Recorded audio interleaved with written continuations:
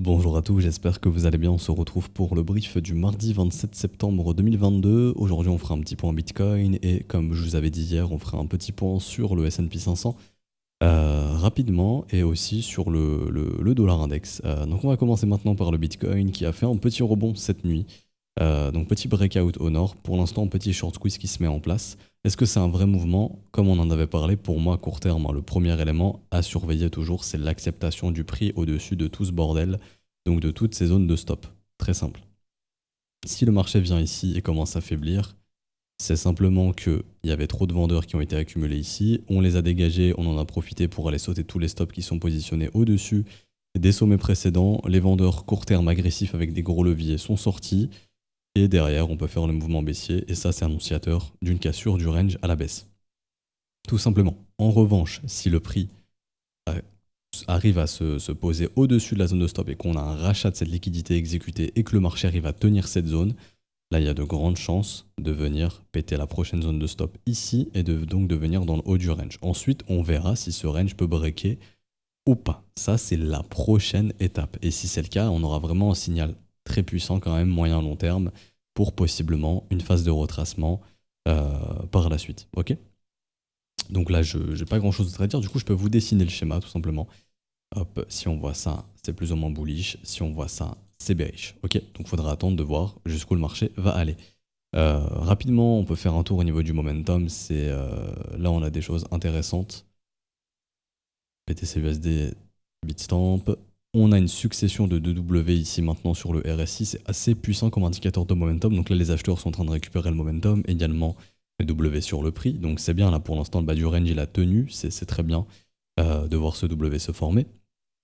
Également, en weekly, on pourrait avoir un premier W sur le RSI. Ça aussi, c'est des éléments qui peuvent nous amener à penser que si jamais ça se concrétise, qu'on pourrait avoir du jus en fait au niveau du momentum et pourquoi pas rentrer dans une phase de retracement pour les prochaines semaines. Maintenant, on est loin d'avoir confirmé tous ces signaux. Faudrait peut-être attendre semaine prochaine ou dans 2 semaines. Également, ici, vous voyez qu'on arrive au contact de la trendline. Ce qu'il faudrait faire également, c'est péter cette trendline et s'installer de l'autre côté. Si on fait ça, on aura quitté ce momentum baissier et pareil, ça sera un signal que ce marché peut être mature pour retracer. Bien évidemment, on n'oublie pas le S&P 500 et la macroéconomie, mais ça, j'y reviendrai juste après. Pour revenir ici sur le Bitcoin en daily, rappelez-vous, on avait noté la zone de combat. On est en train d'en sortir vers le haut. Maintenant, il faut que ça se confirme. Il faut une clôture au-dessus des 19 900 $ ce soir. Si c'est le cas, on sera sorti de ces zones de combat. En plus de ça, on aura formé ce W ici, au sein de la zone de rechargement et dans le bas du range. Donc c'est un signal plutôt encourageant pour justement tenter de retourner dans le haut du range par la suite. Pour l'instant, le support tient. Donc le support du bas du range, il tient.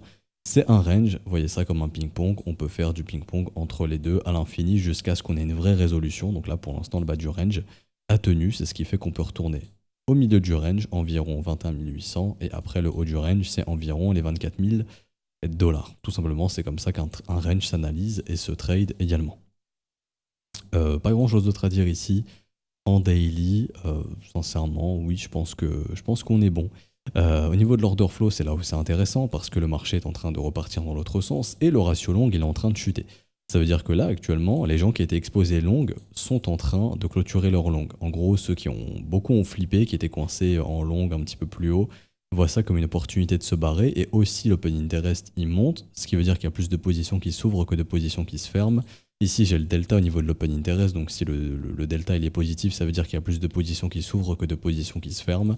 Et donc là actuellement ça veut dire qu'il y a plein de gens qui viennent shorter ce mouvement haussier, qui sont pas contents en fait de voir le Bitcoin rebondir. Donc c'est ce qui fait qu'il peut poursuivre son rebond et continuer sans trop de problèmes pour l'instant pour les prochaines heures si ça reste ainsi. Ce qui sera à surveiller bien évidemment, c'est le comportement de l'open interest et du prix. Si le prix il se met à consolider comme ça, que l'open interest il continue de monter, ça veut dire que le prix il réagit plus, il y a plein de gens qui se positionnent, et donc si derrière le marché il fait des structures de retournement, ça veut dire que tous les mecs qui auront acheté ici seront coincés, et là le marché va se retourner. Donc ça c'est des prochains trucs qu'on surveillera, des prochains éléments techniques au niveau de l'order flow qu'on surveillera pour les prochains jours. Pour l'instant, on n'est pas encore dans ce cas-là et c'est bien de voir le ratio long chuter. Hein. Ça veut dire que les mecs sont en train d'ouvrir des shorts et ceux qui étaient longs les clôturent très vite parce qu'ils ont peur de voir le marché tomber par la suite. Donc c'est ce qui peut traduire aussi un sentiment assez fébrile pour l'instant sur ce rebond. Les gens sont assez sceptiques, c'est une bonne chose. Maintenant, bon, si les Américains commencent à arriver, ils vont le faire avec des vidéos Oh là là, le Bitcoin va exploser à 35 000 dollars, achète maintenant, j'all-in du Bitcoin, je vends ma Bentley pour du Bitcoin, enfin toutes les vidéos bullshit qu'ils arrivent à sortir du côté des US. Et tout le monde s'enflamme et tout le monde commence à crier à la lune, bon bah ça sera un pétard mouillé et on repartira dans l'autre sens, bien évidemment. Euh, donc ça, ce sera aussi à surveiller, hein, bien sûr. J'ai fini pour Bitcoin, maintenant on peut passer un petit tour rapide sur la macroéconomie, qui va être... Ah oui, non, rapidement, le marché option sur le Bitcoin, très intéressant, j'ai vu hier un commentaire qui en parlait, j'ai un élève aussi qui en a parlé. Le max pain price pour l'expiration du 30 septembre sur les options. Donc pour ceux qui ne savent pas, le max pain price, c'est simplement le prix de souffrance où il y a un maximum de contrats qui vont expirer worthless, ça veut dire en gros sans valeur. En gros, ceux qui auront acheté ces puts et ces calls vont pas exercer leur contrat option. Pourquoi? Parce que bah, si c'est un put, ils l'ont acheté trop bas, et si c'est un call, ils l'ont acheté trop haut, tout simplement. Et là, c'est la zone où il y a un maximum de puts et de calls qui vont expirer sans valeur. Donc, worthless, c'est-à-dire que ceux qui ont vendu ces puts et ces calls, pardon, vont garder le prime, donc l'assurance, dans leur poche. En gros, actuellement, si vous voulez acheter un call ou un put, vous allez payer ce qu'on appelle un prime. Et le prime, c'est l'assurance que vous payez pour avoir le droit d'exercer votre contrat option quand vous le souhaiterez, ou à l'expiration. Enfin, je sais pas si on est, des contrats, si on est sur des contrats style européen ou US, ça dépend. Si c'est US, ça peut être exercé n'importe quand. Si c'est européen, c'est qu'à l'expiration du contrat. Enfin, ça dépend des rebits à lister, quel type de contrat. Mais là, en revanche, actuellement, le max pain price, il est à 22 000 pour l'expiration de vendredi 30 septembre. Pas grand chose d'autre à dire de plus ici. Donc, max pain price à 22 000. Donc, c'est ce qui fait que justement, on pourrait aller à 22 000 pour vendredi pour voir justement un maximum de contrats expirer dans le vent et faire perdre un maximum d'argent aux gens sur les options. Maintenant, de ce que nous apprend réellement la valeur des puts et la valeur des calls en valeur intrinsèque, c'est que les acheteurs de puts sont achetés massivement à partir des 25 000. Donc eux, ils vont tout faire pour que le Bitcoin il soit sous 25 jusqu'à vendredi. Donc il y a peu de chances d'avoir un Bitcoin au-dessus de 25 pour vendredi, à part si le but c'est de recter ces acheteurs de puts. Mais ici, il y a de grandes chances que le Bitcoin soit sous 25 pour vendredi. Et du côté des achats de calls, il y a une grande majorité qui veulent voir le Bitcoin au-dessus des 19 000, au-dessus des 20 000. Donc, c'est ce qui fait que voilà, il y a de grandes chances d'être entre 20 et 25 pour vendredi. Donc, au final, max pain price, c'est un bon compromis, je pense. Donc, il ne faudrait pas être étonné si jamais le Bitcoin clôture à 22 000 pour vendredi, qui correspond au max pain price. Bon, j'ai fini ici pour le Bitcoin. Rapidement, le S&P 500 et le dollar index. Alors, comme je vous disais hier, les sentiments restent majoritairement baissiers sur tout ce qui est tradable contre le dollar. Donc ça, je le vois ici, où on va attendre que ça charge. Mais par exemple, sur la paire euro-USD, il y a 75% de gens qui sont en long. Bon, après, c'est des datas ici qui sont données par DailyFX, hein, ça peut dépendre des brokers, etc. etc.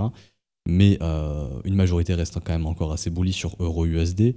Il y a un commentaire qui est intéressant, et c'est exactement ça. En gros, j'explique rapidement ce que la personne avait dit, mais en gros, c'est le biais. Quand ça baisse trop, je trouve ça trop intéressant, du coup j'achète. Et quand ça monte trop, c'est pas normal que ça monte autant, ça va rechuter, du coup je short. C'est exactement dans le type de sentiment dans lequel on évolue actuellement sur le marché traditionnel et aussi sur le forex. Le dollar il monte trop, faut le shorter parce que ça monte trop, ça va bien finir par redescendre. Bah non, en fait il peut monter encore longtemps, le marché peut recter la majorité jusqu'à ce qu'elle soit insolvable. Et jusqu'à ce qu'elle soit complètement liquidée. Et totalement margin call, ça peut arriver. Donc l'euro USD pour l'instant qui est très bearish, les gens sont bullish dessus. En fait, tout ce qui est contre le dollar, les gens sont bullish. Ici, ils sont 72% long. Je parle pas du franc suisse, parce que c'est pas, enfin, je trouve pas de choses intéressantes à dire dessus pour l'analyse des briefs. Hein. Mais après, bien sûr que je regarde aussi le franc suisse. Et ici, vous regardez également, ici par exemple, USD JPY, ici. Donc les gens qui sont bearish là-dessus. Donc une grande majorité, il n'y a que 22%, je crois, de ce qu'on vient de voir, de gens bullish là-dessus. Combien? 24%, donc ça veut dire qu'il y en a ici 76% qui sont bearish. 76% sont bearish sur cette charte. Oui, ça monte, oui, c'est n'importe quoi vu comment c'est parabolique, mais ça peut encore monter. Hein. Ça peut encore monter. On peut passer les prochaines zones de stop sans trop de problèmes. Comme ici, ça a chuté de façon n'importe quoi, mais ça a chuté pendant très longtemps ici. Hein. De 84 jusqu'à 88, ça a fait que chuter pendant 4 ans non-stop, qui nous dit que le dollar ne va pas pumper pendant 3 ou 4 ans non-stop. On ne sait pas. Et pour l'instant, la majorité est clairement bearish sur ce genre de paire. Donc les gens sont bearish contre le dollar. Donc c'est ce qui fait justement que c'est positif pour le dollar index parce que les gens sont majoritairement bearish dessus. Donc tant que les gens seront bearish sur le dollar index, c'est ce qui fait que ce fameux dollar index... Ah, j'ai changé de chart, je me suis trompé. BTC USD ici, c'était l'index, du coup je vais retourner là. Hop. Ici, donc le dollar index qui est toujours bullish pour l'instant. Il n'y a pas de nouvelle divergence baissière. Pour l'instant, il n'y a pas de signe de top non plus. Si ça se dessine dans les prochains jours, on pourra en parler. Ça se trouve, là, on a trouvé un top, mais pour l'instant, c'est pas le cas. Petite information au niveau de la smart money, on voit au niveau du code que la smart money est en train de distribuer. Donc là, elle est en train de se débarrasser. Elle prend des profits en fait sur ce qu'elle a longue massivement. C'était ici. La smart money a longue massivement quelque part par là. Donc là, ils sont en train de distribuer ce qu'ils avaient acheté massivement ici, mais ça ne veut pas dire que ça va tomber. C'est juste que ici, ils sont en train de prendre massivement des bénéfices, parce que ça accélère beaucoup et que la smart money elle prend profit quand ça devient vertical. Mais le marché peut rester vertical encore très longtemps si une grande majorité essaye de le short. Et pour revenir sur le S&P 500, on est sur le dernier support, donc là c'est le bottom du S&P 500. Si ça tient, il y a la possibilité de retourner vers la trendline, donc ça sera au cours des prochaines semaines. Si c'est le cas, ça va faciliter le Bitcoin à poursuivre son retracement. Par contre, si le S&P 500 il cède cette zone de support ici, il y a de grandes chances que le Bitcoin y suive et qu'en gros ça ce soit un mouvement fake, juste chasse au stop comme on en a parlé, et qu'on voit du coup ça se dessiner. Ok. Et pour revenir sur le S&P 500, des petits trucs, des petits tips que je vous donne à surveiller. Mais si jamais là sur ce support on commence à avoir des petites patterns de retournement haussière, chose qu'on n'a pas depuis quelques temps, ça pourrait confirmer le fait que pour l'instant le dernier support il est en train de tenir et qu'on pourrait revenir tester le support précédent qui devient donc résistance vers ici en gros. Que là je vais mettre en rouge du coup parce que c'est devenu une résistance. Donc un retest de la zone des 3780-3750. Il faut simplement clôturer au-dessus de cette bougie aujourd'hui. Si on clôture au-dessus de ça, je vais mettre le trait bien droit, 3731,25. Si on clôture au-dessus de ça, techniquement, il y a un pattern de retournement parce qu'on aura cassé le plus bas de la bougie la plus haute. Pour moi, c'est comme ça que je l'appelle. Pour moi, c'est un signal que je trouve assez intéressant. Il n'y en a pas eu depuis assez longtemps. Enfin, depuis la reprise du mouvement baissier ici, il n'y en a pas. Donc si on a une, ça pourrait justement permettre au marché de rebondir un petit peu. Et du coup, ça pourrait aussi faciliter le Bitcoin dans son retracement. Et aussi à voir si ça pourra maintenir ce support ici. Si c'est le cas, on pourrait peut-être entrer dans un méga range entre 3600 et 4300 points pendant des semaines. À voir. Mais pour l'instant, on en est loin ici d'avoir créé justement déjà ce potentiel range et ce potentiel rebond tant qu'il n'y a pas au moins la pattern de retournement. Donc il faudrait clôturer au-dessus des 3732 points environ sur le S&P 500. Donc ce soir, être au-dessus des 3740 environ pour avoir la pattern de retournement et pouvoir retester le précédent support qui devient résistance. Et carrément, si on regagne la résistance et que ça redevient un support, là, il y aura un retest de la zone des 3900, 3940 et ça facilitera aussi le Bitcoin dans son retracement. Donc on s'arrête ici pour aujourd'hui, j'espère que ça vous aura plu. Si c'est le cas, n'hésitez pas à laisser un petit pouce bleu, vous abonner si ce n'est pas déjà fait, à nous rejoindre sur Discord, je vous mets les liens en description en commentaire. Cette semaine, je vous passerai la vidéo de la newsletter de façon publique, mais si vous la voulez maintenant, c'est totalement gratuit pour rejoindre la newsletter. Donc pour rejoindre la newsletter, je vous mets le lien tout le temps en description et en commentaire, mais c'est simplement le Trône Contact System New Newsletter le Trône. Vous mettez votre lien, je m'inscris, c'est totalement gratuit et vous recevez immédiatement la vidéo d'analyse qui a été publiée il y a déjà plus d'une semaine maintenant. Mais elle passera de façon publique, je pense vendredi je la passerai publique. Mais si vous la voulez maintenant, c'est totalement gratuit, vous pouvez rejoindre la newsletter et vous l'aurez gratuitement. Pour ceux qui souhaitent rejoindre l'école à ce stade du mois, c'est exclusivement via les modalités crypto, donc c'est paiement soit BNB, Ethereum, USDT. Vous avez les réseaux ici, les adresses à utiliser, les montants avec les remises ou le montant ici pour l'abonnement mensuel. Également, vous avez juste à envoyer le TXID à un des profs ou à tous les profs connectés, enfin à tous les profs, le premier qui le voit le valide, comme ça va très vite et vous avez votre rôle élève et comme ça vous avez accès au contenu de l'école. Du coup, on se retrouve soit demain ou jeudi pour une prochaine update, ça dépendra du marché, si le marché bouge ou non. Donc à demain mercredi ou à jeudi, bonne journée à tous, ciao ciao.